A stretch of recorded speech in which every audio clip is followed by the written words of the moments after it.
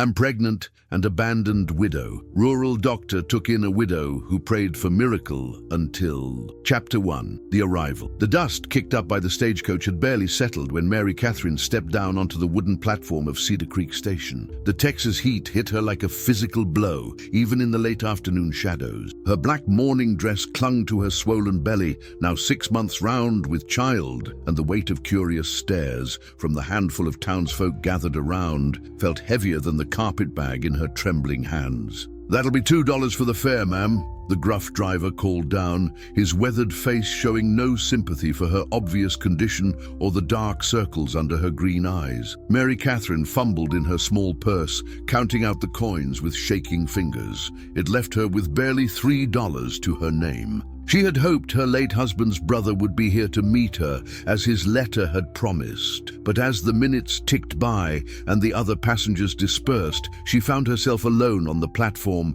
with only the station master, who kept glancing at her with barely concealed disapproval. "You Mrs. Henderson?" he finally asked, his tone suggesting he already knew the answer and didn't much care for it. "Yes, sir. Mary Catherine Henderson. I'm looking for Thomas Henderson. He wrote that he'd..." "Tom Henderson lit out 3 days ago," the man interrupted, spitting tobacco juice into the dust. "Headed for California with that saloon girl from Abilene. Left word he wouldn't be back." The words hit Mary Catherine like a physical blow. She gripped the rough wooden post beside her, fighting the wave of dizziness that threatened to overwhelm her. Thomas had been her only hope, the only family connection she had left after her husband Samuel's death in the cotton mill accident back in Georgia. I don't understand," she whispered. "His letter said he had work for me, a place to stay." The station master's expression softened slightly at her obvious distress. "Look, lady, I don't know what Tom promised you, but he never mentioned any family coming,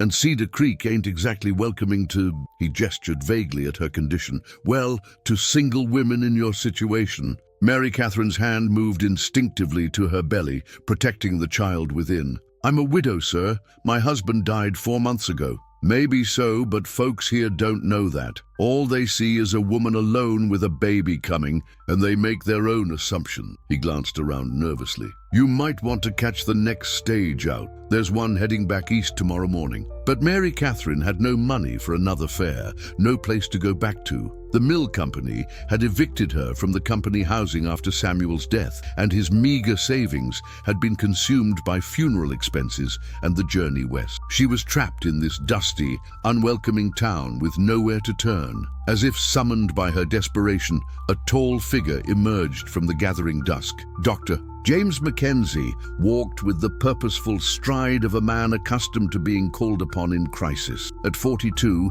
his auburn hair was streaked with premature gray, and his brown eyes held the kind of weariness that came from seeing too much suffering. He'd been visiting Mrs. Palmer, whose rheumatism had been acting up with the changing weather, when he'd noticed the commotion at the station. "Problem here, Edgar?" he asked the station master, though his attention was clearly on the distressed woman clutching her bag like a lifeline. "This is Mrs. Henderson, Doc. She was expecting to meet Tom Henderson, but Tom's gone," James finished, his voice carrying a note of disgust. He'd never had much use for Tom Henderson, and this latest act of cowardice only confirmed his opinion. "And you were about to suggest she leave town?" Edgar shifted uncomfortably. "Well, Doc, you know how folks are. A woman in her condition, alone. A woman in her condition needs medical attention and a safe place to rest," James interrupted firmly. He turned to Mary Catherine, noting the pallor of her skin and the way she favored her left side. "Ma'am, I'm Dr. Mackenzie. When did you last eat?" The simple question, asked with such genuine concern, nearly undid Mary Catherine's composure. "This morning, I think, before the stage left Abilene." James nodded, his physician's eye taking in her obvious exhaustion and the slight tremor in her hands. "Edgar, send someone to collect Mrs. Henderson's trunk from the stage. She'll be staying at my clinic until we can sort this out." "Now wait just a minute, Doc," Edgar protested. "You can't just..." "I can, and I will," James replied with quiet authority. "Mrs. Henderson is now my patient, and I'll thank you to remember that." He offered Mary Catherine his arm, which she accepted gratefully. "Come along, Mom. Let's get you out of this heat." As they walked down the main street, Mary Catherine was acutely aware of the faces peering from windows and doorways. Cedar Creek was a small town, perhaps 300 souls, and news traveled fast. She could already feel the weight of their judgment, the whispered speculation about her circumstances. "Don't mind them," James said quietly, as if reading her thoughts. "Small towns always gossip. They'll find something else to talk about soon enough." His clinic was a modest building next to his residence, both structures built of local stone and timber. The clinic's interior was spotlessly clean, with shelves lined with medical supplies and books. A small examination room led to a back area where James sometimes housed patients who needed extended care. "Sit here," he instructed, guiding her to a chair. "Let me examine you properly." Mary Catherine hesitated. "Doctor, I should tell you, I have very little money." James paused in his preparation of instruments. "Mrs. Henderson, when did you last see a physician?" Not since my husband died." She touched her belly gently. "I've been managing on my own." "Well, you're not managing alone anymore." His voice was gentle but firm. "Now, let's make sure you and your baby are healthy." The examination revealed what James had suspected. Mary Catherine was undernourished and exhausted, but both she and the baby appeared to be doing well considering the circumstances. As he helped her to a more comfortable position, she finally broke down, the tears she'd been holding back since Samuel's death finally flowing freely. "I'm sorry," she whispered. I try to be strong." "Mrs. Henderson," James said, offering her his handkerchief, "you've traveled hundreds of miles while carrying a child, only to be abandoned by the one person who promised to help you. I'd say you're about as strong as anyone could be expected to be." Outside, the sun was setting over Cedar Creek, painting the sky in shades of orange and pink. Mary Catherine watched through the window as the town settled into evening routines, families gathering for supper, children called in from play. It was a life she'd once known, a life she'd lost, and now she wondered if she'd ever know it again. "Doctor," she said quietly, "I need to ask you something." "Of course. Are you a man of faith?" James considered the question carefully. "I believe in the power of human kindness, Mrs. Henderson. I believe that sometimes, when everything seems impossible, ordinary people can do extraordinary things. Is that faith? I suppose it depends on how you define it." Mary Catherine nodded, her hand resting on her belly. "I've been praying for a miracle, Doctor. Every night since Samuel died, I've prayed for something, anything, to show me the way forward. And what do you think a miracle would look like?" She was quiet for a long moment, watching the last light fade from the sky. "I thought it would be Thomas keeping his promise. I thought it would be a home, a job, a future for my baby." She looked at him then, her green eyes reflecting a spark of something that might have been hope. "But maybe I was looking for the wrong thing entirely." James felt something stir in his chest, a feeling he'd thought long dead. For 3 years, since his wife Sarah's death in childbirth, he'd focused solely on his practice, on helping others while carefully guarding his own heart. But something about this brave, desperate woman touched him in ways he hadn't expected. "Mrs. Henderson," he said carefully, "I'd like to offer you a proposition. I've been managing this clinic alone since my wife died, and I could use help with the household management and patient care. The work wouldn't be strenuous, and it would give you a safe place to stay until after the baby comes." Mary Catherine stared at him, hardly daring to believe what she was hearing. "You would do that? For a stranger?" "You're not a stranger anymore," James replied simply. "You're my patient and my responsibility, and..." He paused, choosing his words carefully. "I think perhaps we could help each other." "Help?" Gee, as if in response to his words, the baby kicked vigorously, causing Mary Catherine to gasp and place both hands on her belly. James immediately moved to check on her, his professional concern evident. "The baby's active," she explained with a small smile. "Samuel used to say he was going to be a fighter. Samuel was convinced it was a boy. Said he could tell by the way I was carrying." Her smile faded slightly. "He was so excited about becoming a father. He had so many plans." James felt the familiar pang of loss that came with such stories. He'd heard them countless times from patients who'd lost loved ones, but somehow this one cut deeper, perhaps because he understood the weight of dreams left unfulfilled. "Mrs. Henderson," he said gently, "your husband may not be here to see his child born, but that doesn't mean his dreams have to die with him." Sometimes the greatest honor we can give to those we've lost is to keep living, to keep hoping. Mary Catherine looked at him with new eyes, seeing not just the doctor who'd rescued her from the station platform, but a man who understood loss, who'd faced his own darkness and chosen to keep helping others despite his pain. "Yes," she whispered. "Yes, I accept your offer." Outside, Cedar Creek settled into the quiet of evening, unaware that within the walls of Dr. Mackenzie's clinic, two broken people had just taken the first tentative steps toward healing each other. Chapter 2. Finding Ground. The morning sun streamed through the clinic windows as Mary Catherine woke to the sound of horses' hooves on the dusty street outside. For a moment she was disoriented, forgetting where she was, but then the events of the previous day came rushing back. Dr. Mackenzie had insisted she use the small patient room behind the clinic, and she'd slept more soundly than she had in weeks. She dressed carefully in her other morning dress. She had only two, and made her way to the front of the clinic. The smell of coffee and bacon guided her to a small kitchen area she hadn't noticed the night before, where she found James preparing breakfast with the efficiency of a man long accustomed to caring for himself. "Good morning," he said, looking up from the stove. "How did you sleep?" "Better than I have in months," Mary Catherine admitted. "Thank you for your kindness, Doctor."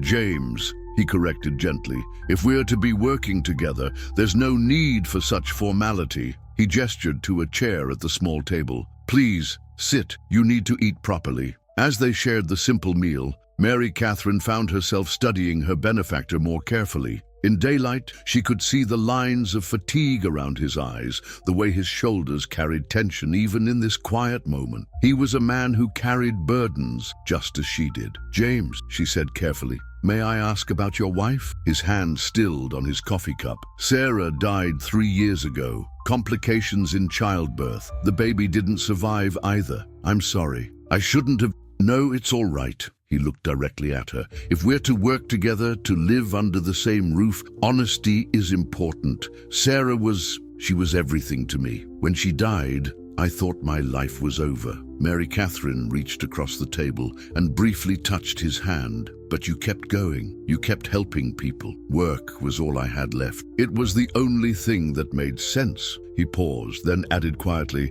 "Until yesterday." Before she could ask what he meant, the clinic door opened with a sharp bang. A tall, stern-faced woman in her 50s entered without invitation, her gray hair pulled back in a severe bun, her dark dress impeccable despite the early hour. "Dr. Mackenzie," she said, her voice carrying the authority of someone accustomed to being obeyed. "I'm Mrs. Margaret Thornton, president of the Cedar Creek Ladies Auxiliary. I believe we need to talk." James stood slowly, his expression neutral. "Mrs. Thornton, how can I help you?" Margaret Thornton's sharp eyes took in Mary Catherine's condition with obvious disapproval. "Doctor, I understand you've taken in a stranger, a woman of questionable circumstances." "I've taken in a patient," James replied firmly. "Mrs. Henderson is a widow who needs medical care." "So she claims," Margaret sniffed. "Doctor, surely you understand the position this puts you in, and more importantly, the position it puts this town in. We have a reputation to maintain, standards to uphold." Mary Catherine felt heat rise in her cheeks. She started to stand, but James placed a gentle hand on her shoulder.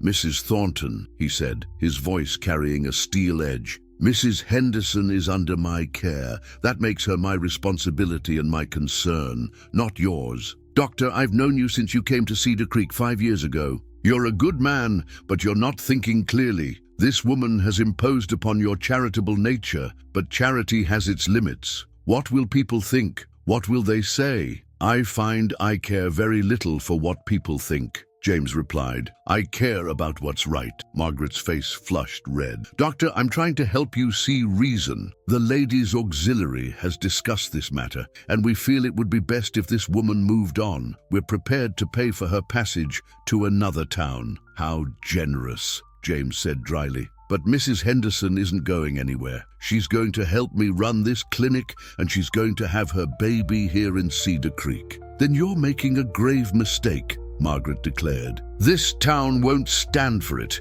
We have standards, Doctor, moral standards." Mary Catherine could no longer remain silent. Mrs. Thornton, she said, rising despite James's attempt to keep her seated. I understand your concern for the town's reputation, but I am a married woman. I was married to Samuel Henderson for 2 years before he died in a mill accident. I have the papers to prove it. Margaret's eyes narrowed. Papers can be forged. Are you calling me a liar? Mary Catherine's voice was quiet but firm. I'm saying that a decent woman wouldn't find herself in such circumstances. A decent woman would have family to care for her, would have made proper arrangements. The words hit Mary Catherine like physical blows. She'd heard similar accusations whispered behind her back in Georgia, the implication that Samuel's death was somehow her fault, that a good wife would have prevented it somehow. That's enough, James said, his voice cutting through the tension.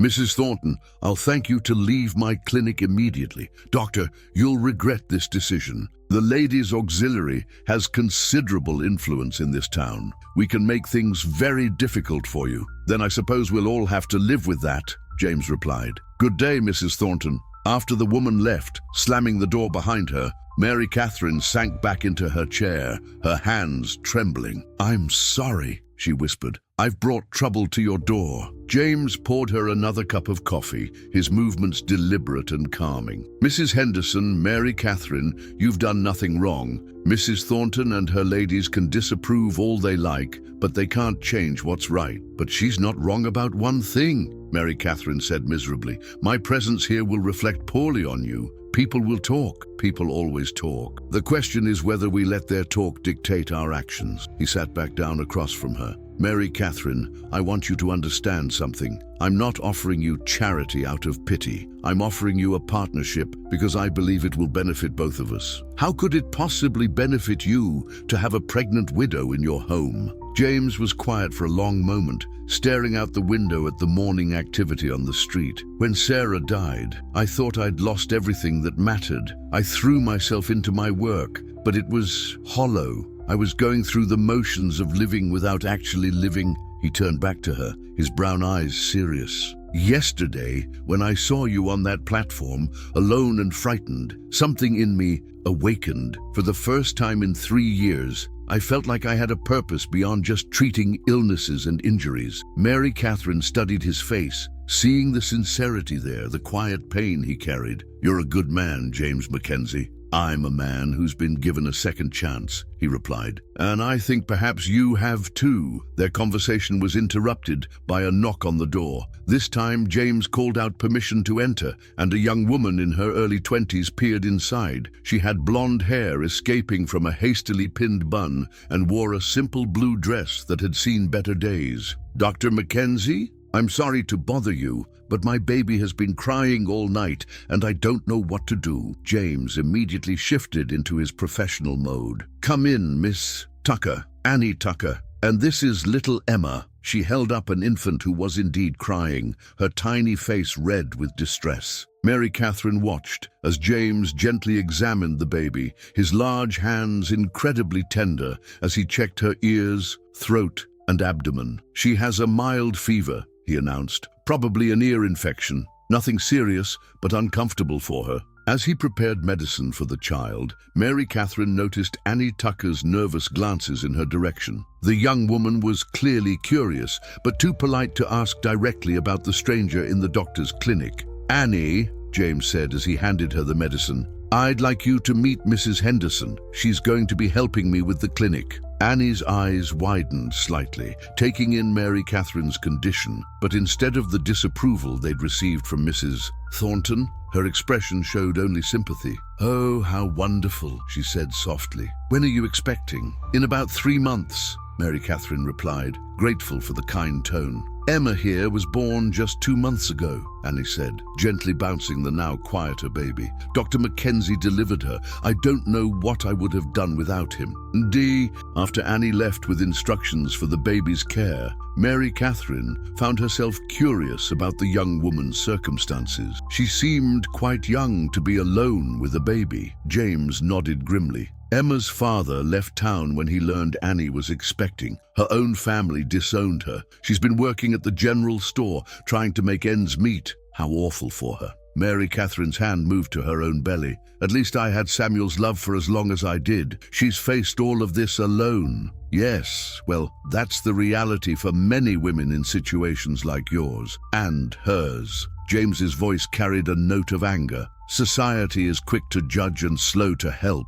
Mary Catherine was quiet for a moment, thinking about Annie Tucker's circumstances, about her own situation, about the kindness James had shown them both. "James," she said finally, "what exactly would you need me to do here? To help with the clinic?" "Well, I could use help with keeping records, preparing supplies, managing the household. Sometimes patients need someone to talk to, someone who understands suffering." He paused. "And frankly, I could use the company. It's been a lonely 3 years." Mary Catherine nodded slowly. "I can do those things. I kept house for Samuel, and I'm good with numbers. And she hesitated, then continued, "I think I understand what it means to help people who are hurting." "I think you do," James agreed. "There's something else, though, something I need you to understand. My offer isn't temporary. I'm not just giving you a place to stay until the baby comes. If you're willing, I'd like this to be a permanent arrangement." Mary Catherine's eyes widened.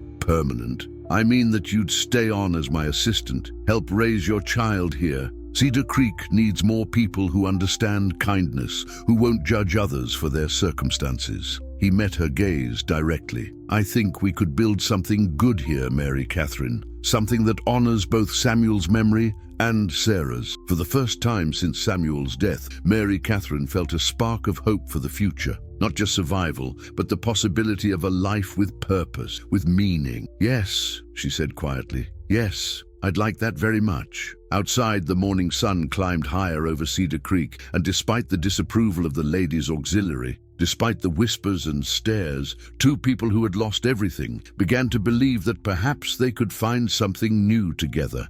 Chapter 3. Building Trust. 3 weeks had passed since Mary Catherine's arrival in Cedar Creek, and she had settled into a routine that felt more natural than she had expected. Each morning she would wake before dawn to help James prepare for the day's patients, organizing supplies and updating the record books with her careful handwriting. The work gave her purpose, and she found herself looking forward to each day in a way she hadn't since Samuel's death. The baby had grown more active, and James had taken to listening to the heartbeat each evening, a ritual that brought comfort to both of them. Mary Catherine had grown to appreciate his quiet strength, the way he treated each patient, rich or poor, respected or scorned, with equal care and dignity. On this particular morning, as autumn began to touch the Texas landscape with cooler air and the first hints of color in the trees, Mary Catherine was updating patient records when she heard raised voices outside the clinic. Through the window, she could see a group of men gathered in the street, their body language tense and angry. James emerged from the examination room where he'd been treating old Mr. Peterson's gout, his expression immediately alert at the sound of the commotion. "What's happening?" Mary Catherine asked, though she suspected she already knew. "Nothing good," James replied grimly, moving to the window. "That's Bill Hendricks and his friends. They've been stirring up trouble about you staying here." The clinic door burst open without ceremony, and Bill Hendricks strode in, flanked by 3 other men. Hendricks was a large man with a permanently red face and the bearing of someone who expected to be obeyed. He owned the largest ranch in the area and considered himself the unofficial leader of Cedar Creek's decent citizens. "Mackenzie," he said without preamble, "this has gone on long enough." James stepped protectively in front of Mary Catherine's chair. "Mr. Hendricks, unless you're here for medical attention, I'll ask you to leave. Don't get smart with me, Doc. You know why we're here." Hendricks's small eyes fixed on Mary Catherine with undisguised hostility. "This woman has been living in sin under your roof for 3 weeks. It's a scandal, and the decent people of this town won't stand for it anymore." "Mrs. Henderson is my employee and my patient," James replied evenly. "Her living arrangements are none of your concern." "Employee?" Hendricks laughed harshly. "Is that what you're calling it? Doc, we all know what kind of employment a woman like her provides." Mary Catherine felt her face burn with humiliation, but she forced herself to remain calm. She'd heard such insinuations before, though never spoken so directly. "Mr. Hendricks," she said quietly, "I'm a widow. I work for Dr. Mackenzie as his assistant. Nothing more. So you say, Hendricks sneered. But we have only your word for that, don't we? And the word of a woman who shows up in town pregnant and alone isn't worth much. James stepped forward, his hands clenched into fists. Hendricks, I'm warning you. No, Doc, I'm warning you. Hendricks pulled a folded paper from his coat pocket. This here's a petition signed by 37 upstanding citizens of Cedar Creek. It demands that you remove this woman from your home and your clinic immediately. Mary Catherine felt her heart sink. 37 people, more than a tenth of the town's population, wanted her gone. The weight of their collective disapproval pressed down on her like a physical burden. James took the petition, but didn't bother to read it. And if I refuse, then you'll find it very difficult to practice medicine in this town, Hendricks replied. People might stop coming to you for treatment. They might take their business to the doctor in Abilene instead, and the town council might decide they don't need a doctor who corrupts public morals. The threat hung in the air like smoke. Mary Catherine realized with growing horror that James's career, his livelihood, his entire life in Cedar Creek was being threatened because of her. She couldn't let him sacrifice everything for her sake. James, she said quietly, perhaps Mr. Hendricks is right. Perhaps it would be better if I... No, James's voice was firm, final. Mary Catherine, you're not going anywhere.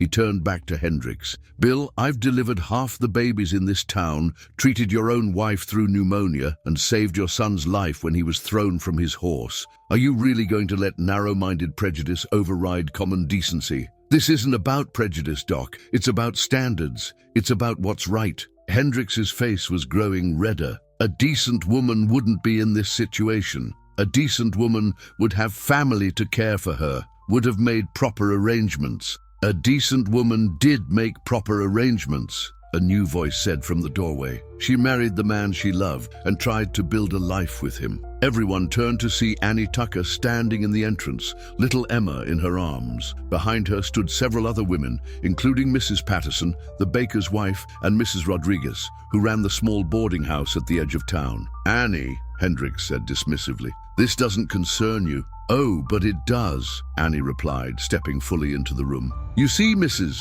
Henderson has been nothing but kind to me. She's helped me care for Emma when I was sick, and she's never once judged me for my circumstances. That's more than I can say for some people in this town. Mrs. Patterson stepped forward, her flour-dusted apron evidence of her interrupted work. Bill Hendricks, you should be ashamed of yourself. Mrs. Henderson has been helping Dr. Mackenzie save lives. Just last week, she sat with my Martha when she had that terrible fever, didn't sleep for 2 nights straight. And she helped deliver the Carmichael baby when Dr. Mackenzie was treating that accident at the mill, added Mrs. Rodriguez. Woman has gentle hands and a kind heart. Mary Catherine stared at these women who had come to her defense. Women she barely knew, but who had apparently been watching her actions over the past 3 weeks. She felt tears prick her eyes at their unexpected support. Hendricks looked around the room, his confidence wavering slightly. Now see here, ladies,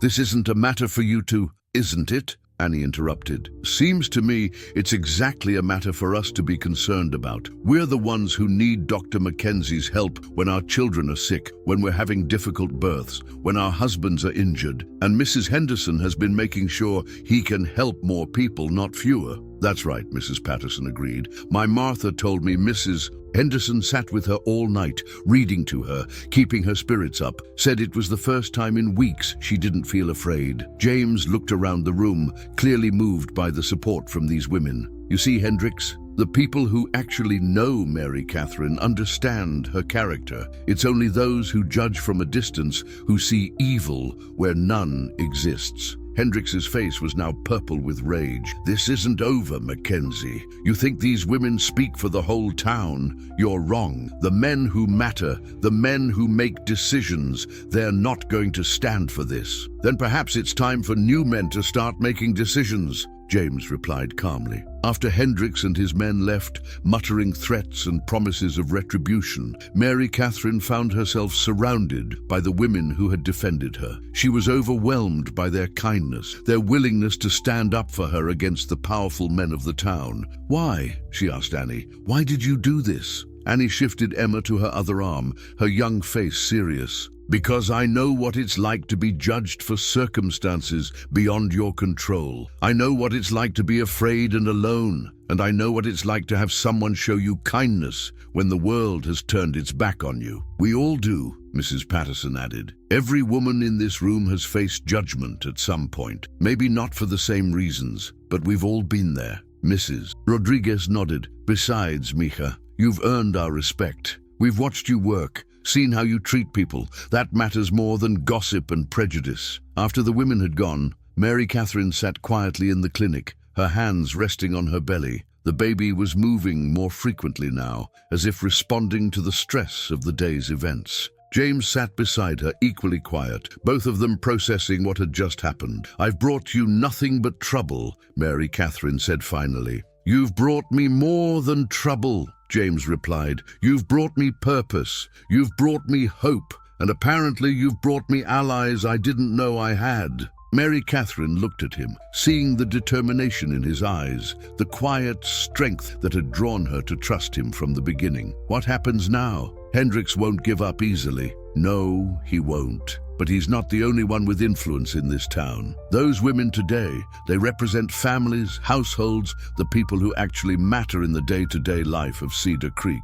James took her hand gently. Mary Catherine, I want you to know something. Whatever happens, whatever pressure they bring to bear, I won't ask you to leave. This is your home now, if you want it to be. Even if it costs you everything? James was quiet for a long moment, considering her question. 3 years ago, I lost everything that mattered to me. I thought I'd never care about anything that much again, but these past 3 weeks, watching you find your strength, seeing you help my patients, feeling like I'm part of something bigger than just my own grief, I realize I've found something worth fighting for again. Mary Catherine felt tears slide down her cheeks, but for the first time in months, they weren't tears of despair. I never expected kindness like this. I never expected to find a place where I belonged. Neither did I, James admitted. But sometimes the best things in life are the ones we never expected. Outside, the sun was setting over Cedar Creek, painting the sky in shades of gold and pink.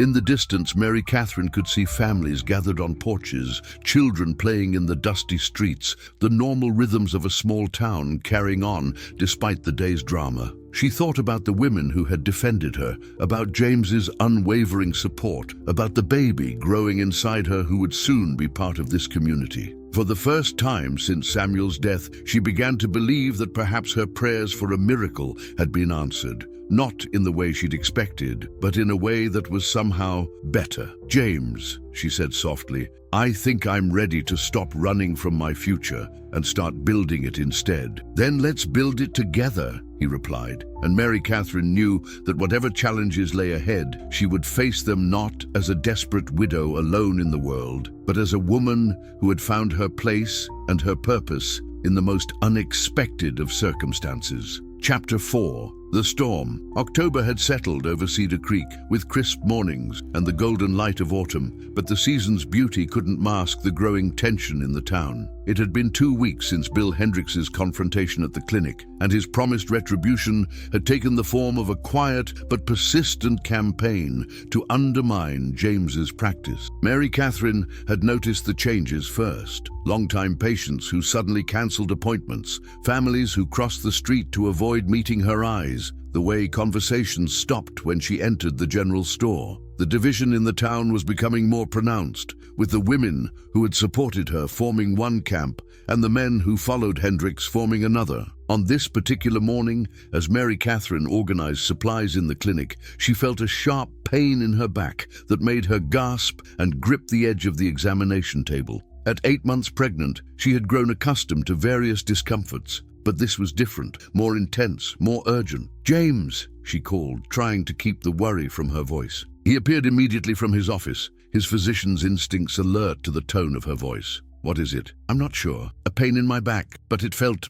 strange. Even as she spoke, she felt another contraction, this one stronger and more regular. Oh, she whispered, her hand moving to her belly. James was beside her in an instant, his hands gentle but expert as he examined her. How long have you been feeling this? Since this morning, I think, but I thought it was just the usual discomfort. Another contraction hit, and Mary Catherine gripped his arm. "James, it's too early. The baby isn't supposed to come for another month." "Sometimes babies have their own schedule," James said calmly, though she could see the concern in his